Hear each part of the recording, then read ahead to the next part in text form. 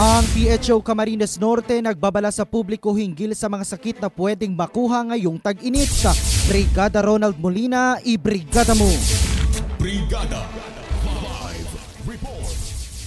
Nagbabala ang Provincial Health Office sa publiko hinggil sa mga sakit na maaaring makuha ngayong tag-init. Ito'y kahit hindi pa opisyal na idinedeklara ng Pag-asa ang panahon ng tag-init dahil umiiral pa rin ang amihan. Ayon kay Provincial Health Officer Dr. Arnel Francisco, ngayong tag-init ay mahalagang siguraduhin nakakainom ng sapat na dami ng tubig upang maiwasan ang dehydration. Ipinapayo ang pag-inom ng 8 hanggang 12 baso ng tubig sa maghapon o depende sa pangangailangan ng katawan. Hindi rin naman kasi anya pwedeng sobra-sobrang tubig ang iniinom dahil baka magkaroon naman ng renal problem. Isa pa sa dapat umanong bantayan ngayon ay ang heat stroke. Isa sa mga sakit o nakikita nating problema pagdating dyan ay yung heat stroke.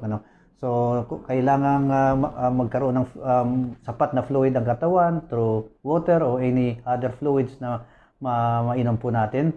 At tapos, iwasan rin natin yung mga strenuous exercises or activity in order not to sabihin natin magkaroon ng maraming pawis, bawas ng tubig sa atin. Pero everyday dapat mag-exercise tayo.